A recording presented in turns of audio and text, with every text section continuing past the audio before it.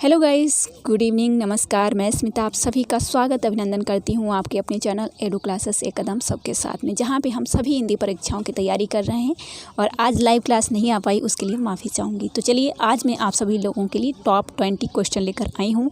और टॉप 20 में क्वेश्चन इसलिए लेकर आई हूँ, आज आप लोगों का मैं स्कोर देखूँगी कि आप लोग कितना तैयार हैं। बहुत ज़्यादा पढ़ाई कर रहे हैं ना, तो सफलता हासिल करनी है तो आपको स्कोर करना ही होगा। तो आज मैं सभी सब्सक्राइबर जो हमारे हैं, जो लोग नहीं सब्सक्राइब किए हैं फिर भी क्लास को देख रहे हैं, तो उन सभी से कहना चाहूँगी, आप लोग जो है अगर वाकई में पढ़ाई करते हैं तो आज आप अपना मूल्यांकन हमारे साथ ज़रूर शेयर करेंगे कि आपने 20 में कितने क्वेश्चन करेक्ट किए हैं। और 20 में 20 जो लोग करेक्ट करते हैं वो समझ लीजिए बहुत ही अच्छी पढ़ाई कर रहे हैं। तो चलिए, और हाँ, आज का सेटअप आप लोग हमें ज़रूर बताइएगा कि आपको ये सेटअप कैसा लगा हमारा।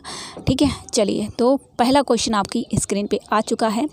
क्वेश्चन पढ़ेंगे, आंसर आपको कमेंट बॉक्स में बताना है। ओके, पहला क्वेश्चन हमारा है, क्या भूलूं क्या याद करूं मैं किस रचनाकार की आत्मकथा है। क्वेश्चन नंबर 1, हरिवंश राय बच्चन, महादेवी वर्मा, निराला, पांडे बच्चन शर्मा, उग्र। बहुत ज़्यादा क्वेश्चन पूछा जाता है ये नेट जेआरएफ या फिर अदर कोई भी एग्ज़ाम हो आपका। तो ये जो रचना है क्या भूलूं याद करूं, ये जो है 4 भागों में विभाजित हुई थी, मतलब प्रकाशित हुई थी। और ये इसके रचनाकार हैं हरिवंश राय बच्चन। हरिवंश राय बच्चन जो है जिन्होंने मधुशाला लिखी है। चलिए आगे बढ़ते हैं। प्रश्न नंबर 2, उम्मीद करती हूँ जितना टाइम मैं दे रही हूँ इतने ही टाइम में आपको आंसर देना अच्छा रहेगा आप लोगों के लिए। प्रश्न नंबर 2, निराला की साहित्य साधना किस आलोचक की पुस्तक है। निराला की साहित्य साधना, बहुत ज़्यादा ये क्वेश्चन पूछा गया है। तो यहाँ पे है नवंबर सिंह, शिवदान सिंह चौहान, डॉक्टर नगेंद्र, रामविलास शर्मा। तो निराला की साहित्य साधना किस आलोचक की पुस्तक है, तो ये है आपका 4 ऑप्शन करेक्ट हो जाएगा, रामविलास शर्मा।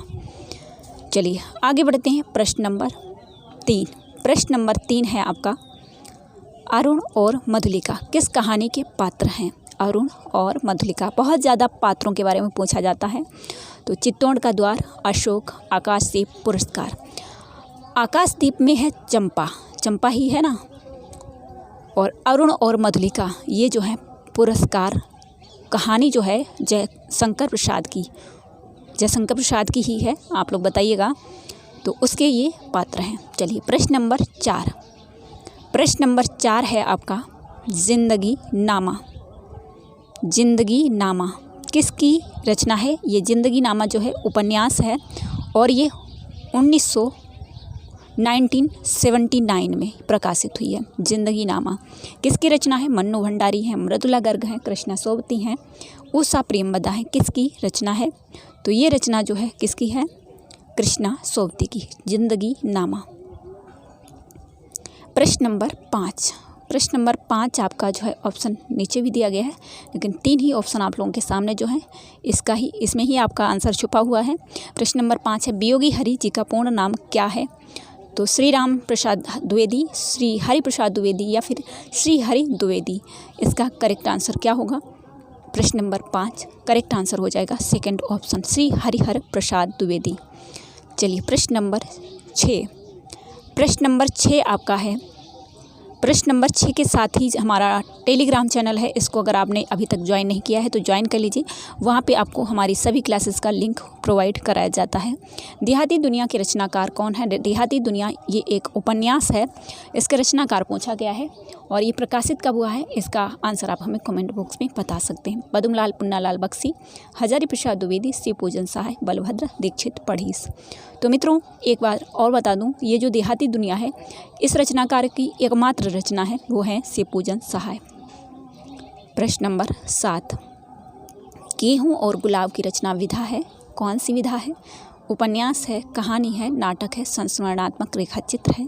तो करेक्ट आंसर आपका क्या हो जाएगा यहाँ पे, ये जो गेहूं और गुलाब है ये किसकी है, गुलाब राय की है ना, या फिर रामवृक्ष बेनीपुरी की है, बताइएगा। ठीक है, तो ये क्या है, संस्मरणात्मक रेखा चित्र है।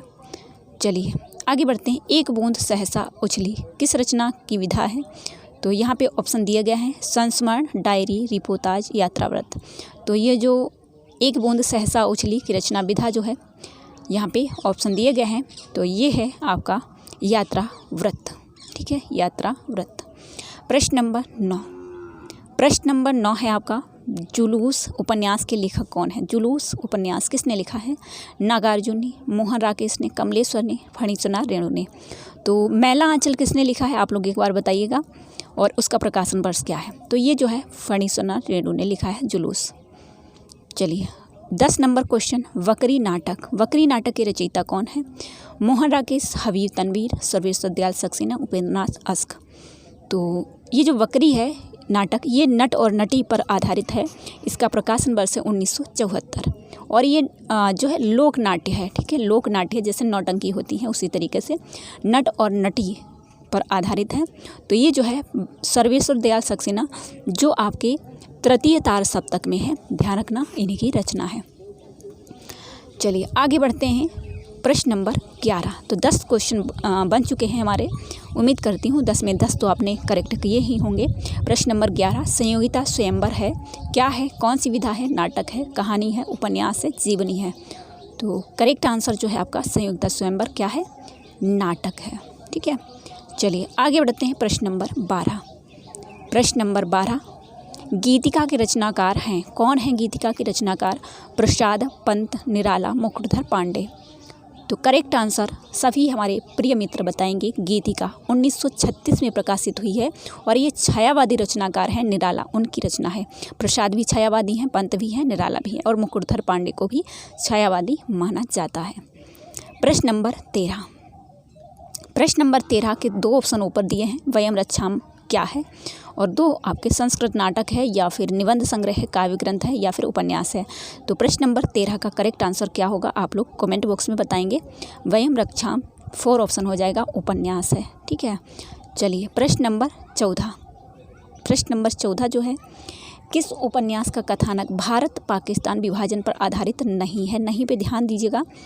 झूठा सच, तमस, आधा गांव, कर्मभूमि। तो प्रश्न नंबर 14 का करेक्ट आंसर जो हो जाएगा आपका वो क्या होगा? झूठा सच भी भारत विभाजन पर आधारित है, तमस भी है, आधा गांव भी है, लेकिन कर्मभूमि जो प्रेमचंद का है वो भारत पाकिस्तान विभाजन पर नहीं लिखा गया है।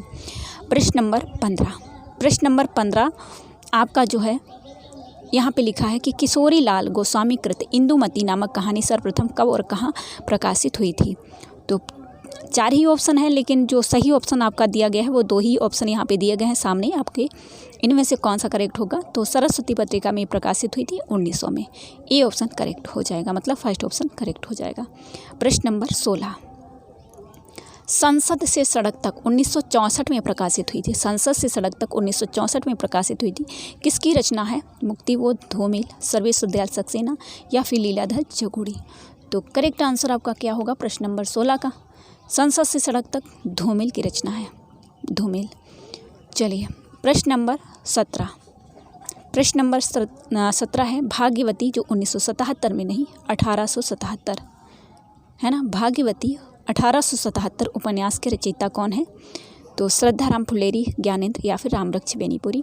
भाग्यवती 1877 में उपन्यास जो है ये श्रद्धाराम फुलेरी का है, फर्स्ट ऑप्शन करेक्ट हो जाएगा। प्रश्न नंबर 18 जो है, सरस्वती पत्रिका का प्रकाशन वर्ष क्या है? सरस्वती पत्रिका का प्रकाशन मतलब संपादन कब हुआ था इसका? सबसे पहले 1843, 1903, 1900, 1902। तो प्रश्न नंबर 18 का करेक्ट आंसर आप सभी को पता होगा, ये जो है 1900 में संपादित हुई थी सबसे पहले। प्रश्न नंबर 19, कहानी संग्रह दूसरा ताजमहल की लेखिका कौन है? प्रश्न नंबर 19, कहानी संग्रह दूसरा ताजमहल की लेखिका कौन है? नासिरा शर्मा, क्षमा, ममता कालिया, अनीता जैन। तो करेक्ट आंसर हो जाएगा नासिरा शर्मा। 20 नंबर क्वेश्चन है आपका, देवेंद्र सत्यार्थी का संस्मरण का नाम है क्या? देवेंद्र सत्यार्थी के संस्मरण का क्या नाम है? तो प्रश्न नंबर 20 जो है करेक्ट आंसर इसका क्या होगा? माटी की मूर्तें, रेखाएं बोल उठी, अतीत के चलचित्र, दीप जले, शंख बजे। तो यहाँ पे करेक्ट आंसर आपका 20 नंबर का आप सभी को बताना है, ठीक है, कमेंट बॉक्स में। तो मित्रों उम्मीद करती हूँ आप सभी को ये क्लास पसंद आई होगी, और प्रत्येक शाम 7 बजे हमारी लाइव क्लास होती है, आज नहीं हो रही है, ठीक है। तो आप ज़रूर से ज़रूर शाम 7 बजे हमारी क्लास को ज्वाइन करें, और सुबह 5 बजे 50 क्वेश्चन का रिवीजन होता है। सुबह 5 बजे 50 क्वेश्चन का रिवीजन होता है। तो आज की क्लास यहीं पे एंड करेंगे। उम्मीद करती हूँ आप सभी को क्लास पसंद आएगी, और आप सभी लोग इस क्लास को लाइक और शेयर करें। Okay, all the best, take care, जय हिंद, जय भारत।